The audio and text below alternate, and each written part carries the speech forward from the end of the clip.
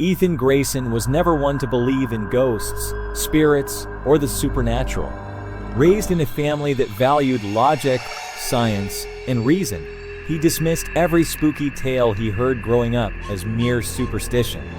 To him, the supernatural world was just a collection of old folklore and cheap horror movie plots. Ghosts? They were just figments of overactive imaginations. Or so he thought.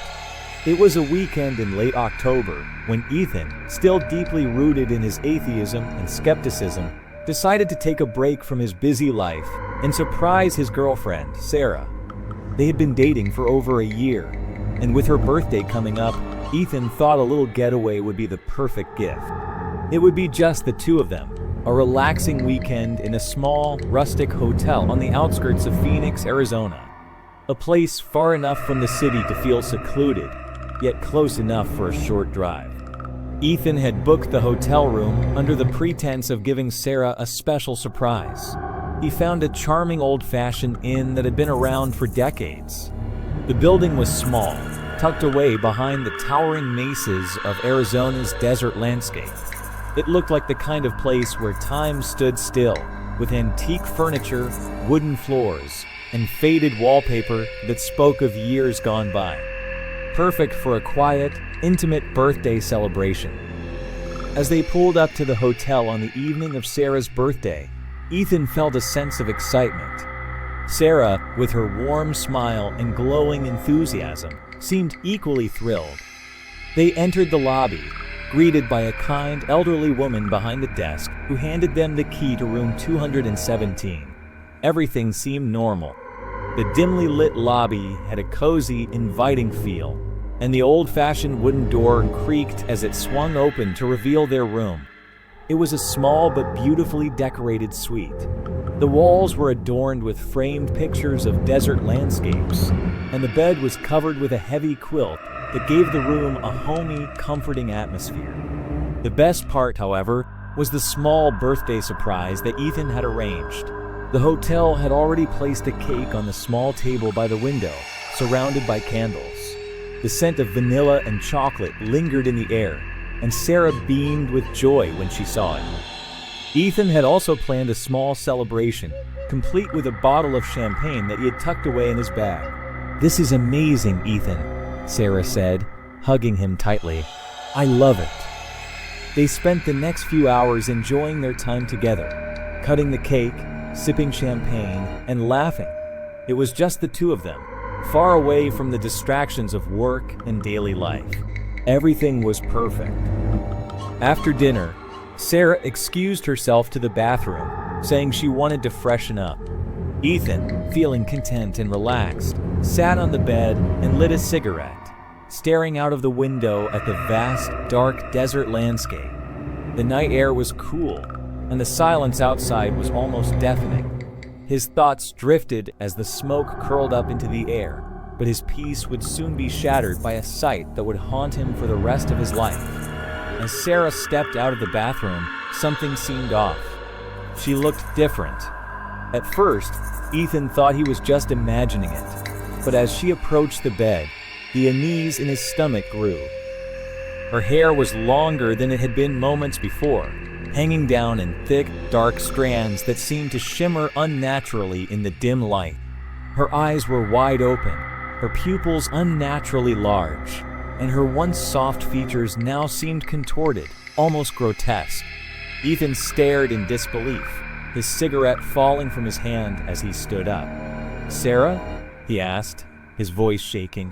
"What's going on? Why do you look?" Before he could finish his sentence, Sarah's face seemed to morph further, becoming something unrecognizable.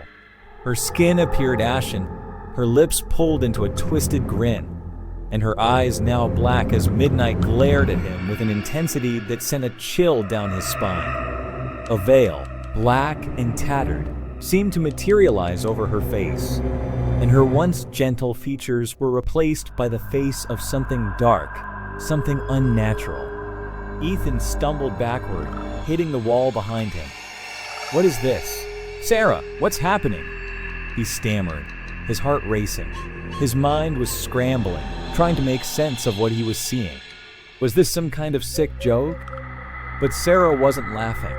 She didn't even seem to recognize him. In a moment of pure terror, Sarah, or whatever, was standing in front of him, wearing her skin, lunged at him. Her body moved unnaturally, jerking and twitching as she closed the distance between them. Ethan's breath caught in his throat as she reached out with long, gnarled hands, her fingers clawing at the air. He backed away quickly, knocking over the chair behind him. But the thing that looked like Sarah kept coming, its movements swift and eerie. "Sarah, no!" Ethan shouted, his voice desperate. "What's happening? What do you want?" The thing that looked like Sarah made a gurgling sound, a noise that seemed to come from deep within its throat, like something otherworldly. Ethan's mind raced as he realized he wasn't dealing with his girlfriend anymore. This was something else, something evil. The room felt suffocating, the air thick with the weight of a presence that wasn't supposed to be there. He turned and ran, charging out of the room and down the narrow hotel hallway. Behind him, he could hear the sound of Sarah, or whatever it was following, its footsteps heavy and uneven. He could barely hear the thud of his own heart, pounding in his ears. He reached the stairs, nearly tripping as he stumbled down, and burst into the hotel lobby. The elderly woman behind the desk looked up in confusion as Ethan skidded to a halt, panting, drenched in sweat. "What's wrong?" she asked, her voice trembling. Ethan didn't answer. He could still hear Sarah's distorted voice behind him, but when he turned, she was nowhere to be seen. The lobby was silent, the only sound the buzzing of the old ceiling fan above them. His chest heaved as he tried to comprehend what had just happened. "Where's Sarah?" he gasped. She's not herself. Something's wrong. The elderly woman eyed him with a strange, almost knowing look. "She's not here anymore, dear," she said softly. "She's gone." Ethan blinked, his mind spinning. "What do you mean, gone? She was just right there." The woman didn't respond. Instead, she pointed to the door leading outside, her eyes dark and knowing. Ethan, too scared to ask more, bolted from the hotel, stumbling into the cold desert air. He didn't know what was real anymore. Was Sarah still in the room, or had he imagined it all? Out on the empty road, the air felt cool against his skin, but he couldn't shake the feeling that something was watching him. He ran into the night, away from the hotel, away from the nightmare. The next few days passed in a blur. Ethan couldn't remember how he got back to his apartment or what had happened in the hours after he left the hotel. All he could think about was Sarah. She hadn't followed him, but he kept hearing her voice in his head, calling to him in the same eerie tone as before. He couldn't escape the image of her face, twisted in a grotesque grin, her eyes staring into his soul. Then, one night, it happened again. Ethan woke up at 2 o'clock, his heart racing. He opened his eyes and saw the same woman standing at the foot of his bed. It was her again, the figure in the veil, her eyes wide and black, her mouth open in a silent scream. But this time, she didn't disappear. Instead, she reached toward him, her fingers curling like claws. Ethan screamed and jumped back, but he couldn't move. It was as though his body was paralyzed, his limbs frozen in place. The woman advanced on him slowly, her face inches from his own. She whispered in his ear, her voice low and cold. "Come with me, Ethan." He tried to fight it, to break free from whatever grip she had on him, but it was too late. He felt himself being pulled from his body, his spirit leaving the room. It was an out-of-body experience, one that filled him with pure terror. He looked down and saw his own body lying motionless on the bed while the woman dragged him toward the door. With every step, the world around him seemed to blur. He was outside, walking in the dark desert, but he couldn't control his movements. His body was still back in his apartment, but his soul was being drawn to something far worse than he could ever have imagined. When he finally managed to break free from the trance, he was standing in the middle of the street, his body shaking with fear. The woman was gone, but the feeling of her presence lingered. He looked around, disoriented, unsure of where he was or how he got there. The nightmares continued, and Ethan's life slowly spiraled into madness. He began to isolate himself from everyone, pushing Sarah away. He couldn't tell anyone the truth, not without sounding insane. What could he say? That a ghostly woman had been following him, appearing in his dreams, trying to pull him into the darkness? He tried everything to make it stop. He went to therapists, spiritual guides, and even a paranormal investigator, but nothing helped. No matter what he did, the woman kept coming back. Every time she appeared, her grip on him tightened, pulling him closer to the edge of his sanity. The investigator explained that the more Ethan thought about her, the stronger the connection became. He was feeding the entity's power, drawing it closer with each passing day. Ethan had to stop thinking about her, stop obsessing over the mystery of who she was and what she wanted. But the question still burned in his mind. Who was she? Why was she following me? And most of all, what did she want from me? Ethan couldn't let go of the mystery. Despite his fear, his curiosity drove him to seek answers. He returned to the hotel, determined to confront whatever haunted him. He had to know the truth, even if it meant facing the terrifying presence that had been following him for so long. Ethan returned to the hotel, the place where it all began. His heart pounded in his chest as he drove down the lonely road that led to the small inn, the night sky above him seeming darker than ever. The desert stretched out in every direction, barren and silent, a perfect backdrop for the torment that had consumed his life. He had tried to move on, tried to convince himself that the woman was just a figment of his imagination, but deep down, he knew the truth. The truth that the supernatural was real, and that something had chosen him, trapped him in a web of terror he couldn't escape. When he arrived at the hotel, it was just as he remembered it. The faded yellow paint on the building, the chipped wooden sign hanging above the door, and the eerie quietness that hung over the property like a shroud. It looked so innocent, so welcoming. But Ethan knew better now. He knew that the walls of this place held something dark, something powerful. The elderly woman who had greeted him during his first visit was no longer at the front desk. Instead, a younger man stood behind the counter, his face friendly, though there was a quiet unease in his eyes as Ethan approached. "I'd like a room," Ethan said, his voice steady despite the fear creeping up his spine. The man smiled, handing him a key. "Room 217, same as before," he said, seemingly oblivious to the heavy air that surrounded Ethan. "You're lucky. It's still available." Ethan forced a smile, though inside, his mind was reeling. He couldn't help but feel that something had been waiting for him, and now it was ready to reveal itself once again. He took the key, his hand shaking, and headed up the stairs. Room 217. The room where his nightmare began. As he entered the room, he immediately felt the change in the air. The temperature had dropped, a chill seeping into his bones. The room was dark, despite the light pouring in through the dusty window.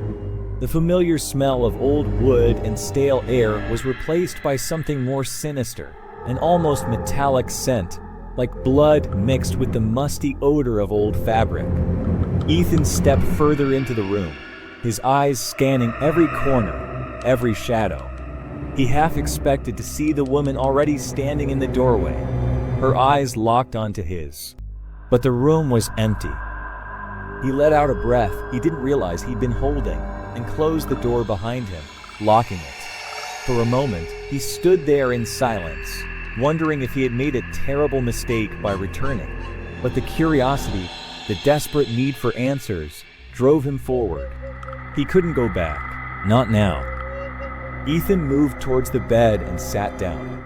His mind was racing. What was it about this room? Why had it become the epicenter of his torment? The woman, the strange force that seemed to cling to him. All of it had begun here. If he was ever going to escape, he had to face the truth. Suddenly, the air in the room shifted. The temperature plummeted, and Ethan's breath formed visible clouds in front of him. The curtains fluttered, even though there was no breeze. The room felt alive, pulsing with energy, as though the very walls were watching him. And then, from the corner of the room, he heard it. A whisper. Ethan, his blood ran cold. He turned sharply, his eyes scanning the room, but there was nothing there. The whisper echoed again, closer this time, as if it were right behind him. He spun around, but still, no one was there. The room remained empty, save for the shadows that seemed to grow darker and more oppressive. Ethan. The whisper came again, this time much louder, and with it, a cold, creeping sensation settled over his skin. His heart began to race. He could feel her presence, the woman. She was here, in this room, and she was waiting for him. In a flash, Ethan bolted to his feet and ran to the door, yanking on the handle, but it wouldn't budge. The door, once easy to open, was now stuck, as though some invisible force had locked it from the other side. He slammed his shoulder against the door, panic rising in his chest. Sweat dripped down his face, his breath coming in shallow gasps. The room was suffocating, the walls closing in around him. He could feel the woman's presence growing stronger, her energy like a weight pressing against his chest. "Please," Ethan whispered, his voice breaking. "Please, leave me alone." The whispering grew louder, now accompanied by a soft, eerie giggle. Ethan's heart thudded painfully in his chest as the sound seemed to swirl around him, coming from every direction. He stumbled back, his mind spinning, his thoughts fragmented. The air grew colder still, and then from the darkness, a figure began to materialize. The woman. She was standing in the corner of the room, just as he had seen her before, long dark hair hanging over her face, a veil covering most of her features, her eyes wide and unblinking. The twisted grin spread across her face, her mouth opening in a silent scream. Ethan's stomach lurched, and he took a step back, horrified. "You came back," she whispered, her voice now louder, more distinct. "I've been waiting for you." Ethan's heart hammered in his chest as he backed away, his body trembling. "What do you want from me?" he gasped, his voice shaky. "Why are you doing this?" The woman's eyes seemed to lock onto his, and for a moment, he saw something else in her gaze. It wasn't just malice. It was desperation, a deep, unrelenting need that burned in her eyes. "I want you to understand," she said, her voice now cold and filled with sadness. "You have to know what happened here. You need to know what I lost." Ethan felt a chill run down his spine as her words hit him. "What happened here?" he repeated, his voice barely a whisper. "Who are you?" She stepped forward slowly, her feet not touching the floor, gliding across the room like a specter. "I am the one you ignored," she said, her voice barely audible. "The one who was forgotten." Ethan's mind reeled. Forgotten? Who was she talking about? And then, in an instant, it hit him. The hotel, the room, the whispers in the dark, it was all tied to her. The woman had been here before. She had been here long ago, in the very same room, and something had gone horribly wrong.